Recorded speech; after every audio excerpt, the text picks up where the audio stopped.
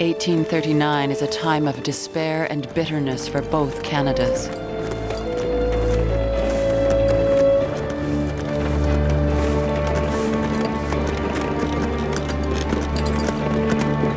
Bad harvests have left many farmers destitute.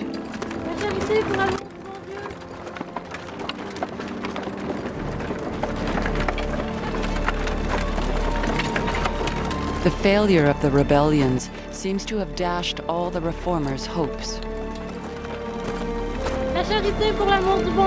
The final tally paints a bleak picture. More than 200 of their comrades dead on the battlefields or on the scaffold. Hundreds of others sentenced to exile. The opponents of reform have won a decisive victory. Then, in London, Lord Durham submits his report.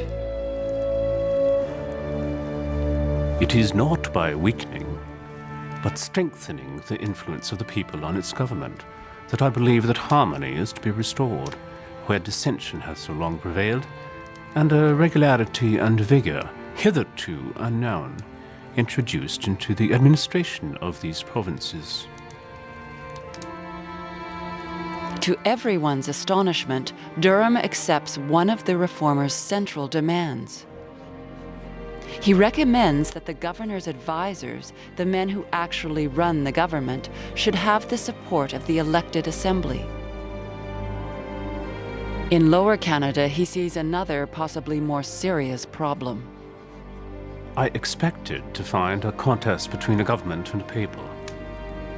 I found two nations warring in the bosom of a single state. I found a struggle not of principles but of races. And I perceived that it would be idle to attempt any amelioration of laws or institutions until we could first succeed in terminating the deadly animosity that now separates the inhabitants of Lower Canada into the hostile divisions of French and English.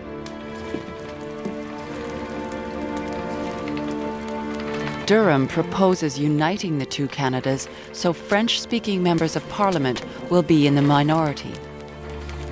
Assimilation, he believes, would benefit the French Canadians, a people he sees as having no history and no literature. The language, the laws, the character of the North American continent are English. And every race but English appears there in a condition of inferiority. It is to elevate them from that inferiority that I desire to give the Canadians our English character. London welcomes the idea of union, seeing it as a way of settling the French problem once and for all. But there will be no movement towards self-government.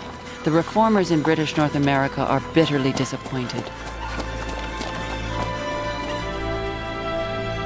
In Nova Scotia, Joseph Howe refuses to be daunted by London's decision.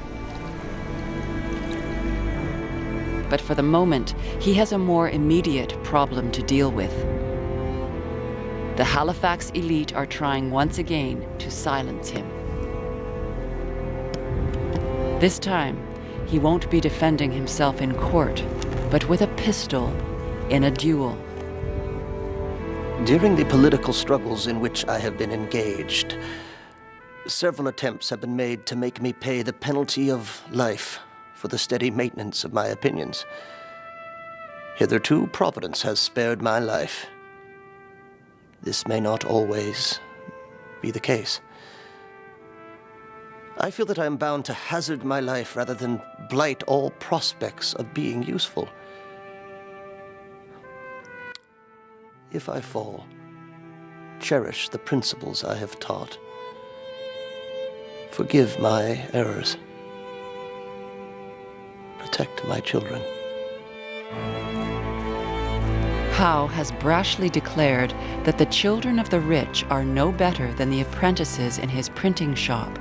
His words have outraged Halifax society. As the offended party, Howe's adversary, John Halliburton, takes the first shot.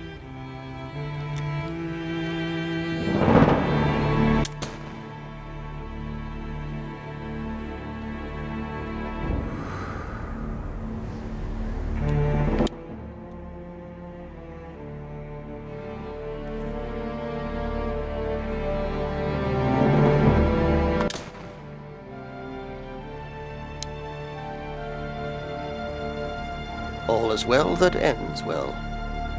I never intended to fire at him, and would not for 10,000 pounds.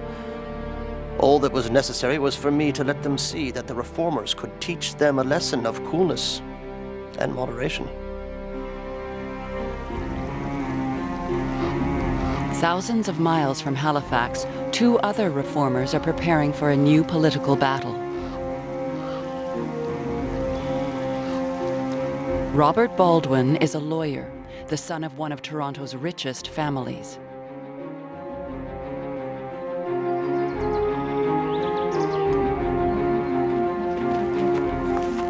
Late that autumn, Baldwin is trying to pick up the pieces of the Great Reform Project.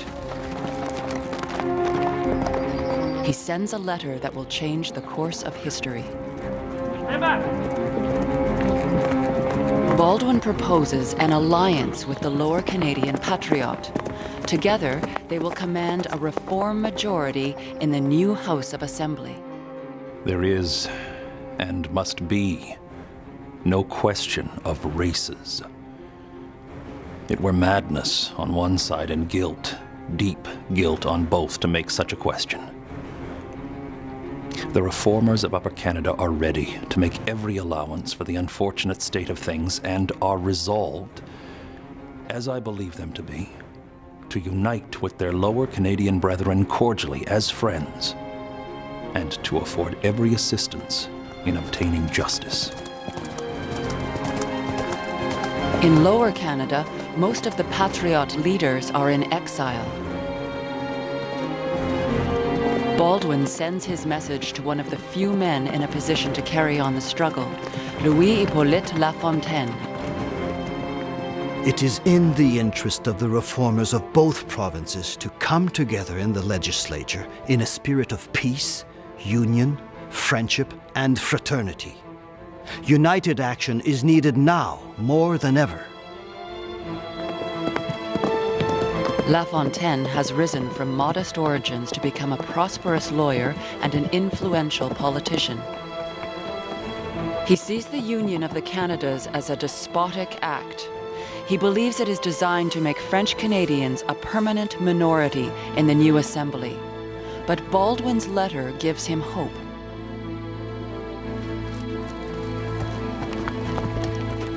I have no doubt that the advocates of reform in Upper Canada feel the need, as we do, to join forces, and that in the first sitting of the legislature, they will show us some unequivocal evidence of this, which I hope will be the sign of a lasting and mutual bond of trust. In 1841, the Act of Union comes into force. One colony, one governor, one assembly, one language, English. Kingston is chosen as the capital. The Reform Alliance undergoes a baptism of fire in the first election since the defeat of the rebellions. Louis Hippolyte Lafontaine is running for election in Terrebonne, a county he represented before the rebellions. But the only polling office has been placed at the entrance of a village that is mostly English. When Lafontaine and his supporters show up to vote, a mob is waiting.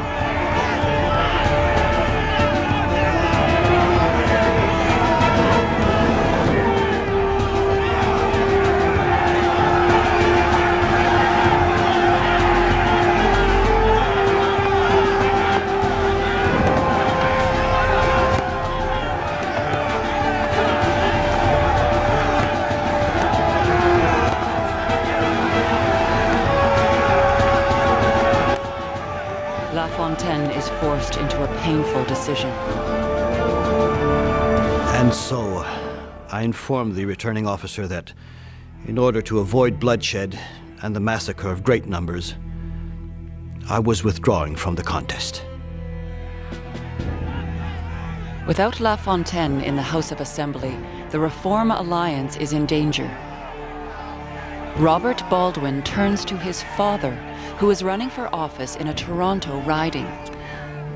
I think it would be very desirable that you should, though you may have already accepted the nomination for North York, suggest to them the expediency of accepting your retirement and of returning Mr. Lafontaine, if he will accept the nomination instead of you. I'm satisfied that nothing that could be done at this conjuncture would have a better effect upon the state of parties in the House than his return just now for North York. Lafontaine accepts the offer and wins the election. A French-Canadian patriot, elected in an English riding.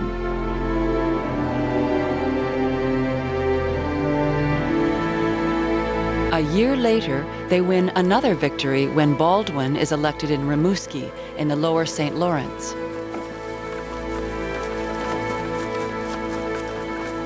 These gestures of goodwill strengthen the alliance between reformers from both Canadas and the personal friendship of both men. Together, Baldwin and Lafontaine lead the battle for a government run by the people's elected representatives.